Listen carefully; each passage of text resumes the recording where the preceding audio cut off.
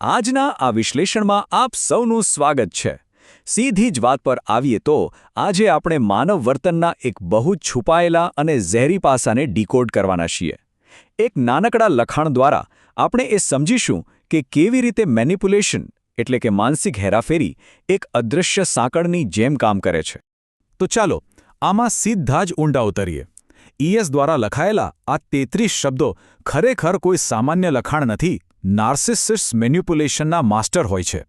તેઓ બિચારા અત્યાચારનો ભોગ બનેલા પીડિત હોવાનો ઢોંગ કરે છે, જ્યારે બીજી બાજુ તેમની સામે ઊભા રહેવાની હિંમત કરનાર કોઈપણ વ્યક્તિ વિરુદ્ધ મોટા પાયે બદનામીનું અભિયાન ચલાવે છે. બસ આટલા જ શબ્દોમાં એક આખું ભયાનક મનોવૈજ્ઞાનિક ચક્ર છુપાયેલું છે.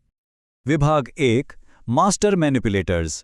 ઉર્મી માઇન્ડ એન્ડ બ્રેઇન હોસ્પિટલના કન્સલ્ટન્ટ સાયકિયાટ્રિસ્ટ ડોક્ટર મુકુંદરાય સમજાવે છે તેમ આ પ્રકારની વર્તણૂક મોટેભાગે ક્લસ્ટર બી પર્સનાલિટી ડિસઓર્ડર ધરાવતી ઝેરી વ્યક્તિઓ સાથે જોડાયેલી હોય છે. આ જ તેમની મૂળભૂત ઓળખ છે. અહીં આ માસ્ટર શબ્દ પર ખાસ ધ્યાન આપવા જેવું છે. આ કોઈ અકસ્માત કે અજાણતા થતું વર્તન નથી. આ એક અત્યંત ગણતરીપૂર્વકની કુશળતા છે. ડોક્ટર મુકુંદરાયના મતે આ લોકો સામેવાળી વ્યક્તિના મગજ સાથે એવી રીતે રમે છે કે વ્યક્તિ પોતાના જ વિચારો અને વાસ્તવિકતા પર શંકા કરવા લાગે. મનોવિજ્ઞાનમાં આને જ ગેસલાઇટિંગ કહેવામાં આવે છે. હવે જુઓ, મેનિપ્યુલેશન એટલે માત્ર કોઈને પ્રભાવિત કરવા એવું નથી હોતું. આનો અર્થ છે કોઈ વ્યક્તિ કે પરિસ્થિતિ પર છેતરામણી રીતે કાબૂ મેળવવો. અને આગળ આપણે જે રણનીતિઓ જોવાના છીએ તે આ જ વ્યાખ્યાનો એકદમ જીવંત પુરાવો છે. ચાલો આગળ વધીએ અને જોઈએ કે આ આખું ચક્ર કેવી રીતે ગતિ પકડે છે. વિભાગ 2 ટ્રિગર. સામે ઊભા રહેવું. લખાણમાં એક બહુ જ મહત્વની વાત છે, સામે ઊભા રહેવાની હિંમત કરી.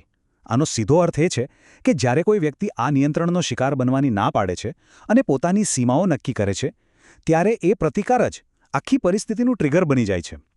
મેનિપ્યુલેટર માટે આ એક બહુ મોટો ઝટકો હોય છે. આ આખી પ્રક્રિયાને જો સ્ટેપ બાય સ્ટેપ સમજીએ તો પહેલા સ્ટેપમાં નિયંત્રણ જમાવવાનો પ્રયાસ થાય છે.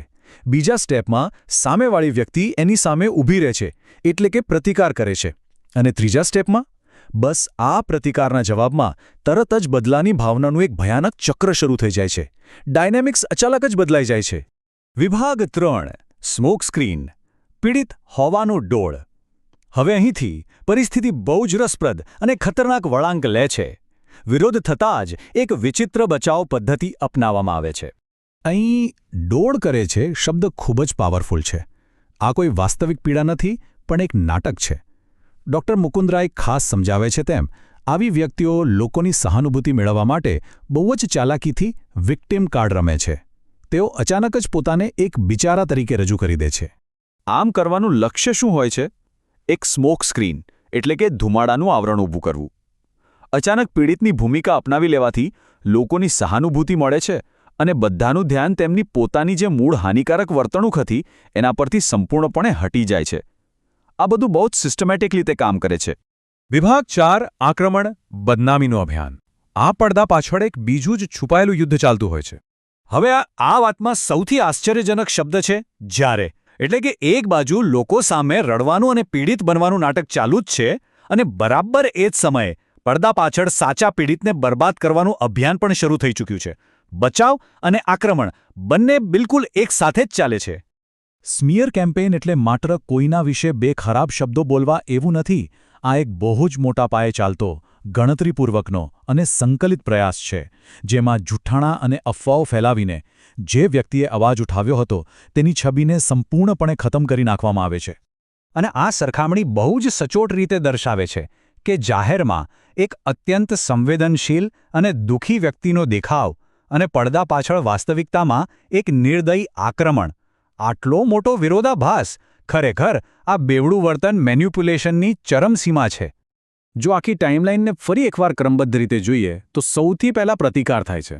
તરત જ સહાનુભૂતિ ઉઘરાવવા માટે પીડિત બનવાનો સ્મોક સ્ક્રીન તૈયાર થઈ જાય છે અને અંતે છુપી રીતે પ્રહાર થાય છે અને બદનામીનું અભિયાન શરૂ થાય છે.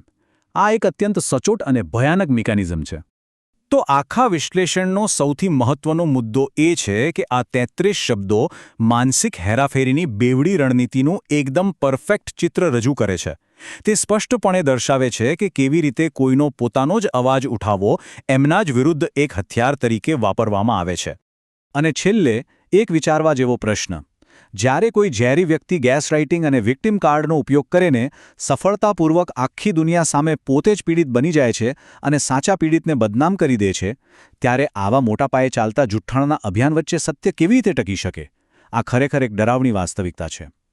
આજના વિશ્લેષણમાં જોડાવા બદલ ખૂબ ખૂબ આભાર.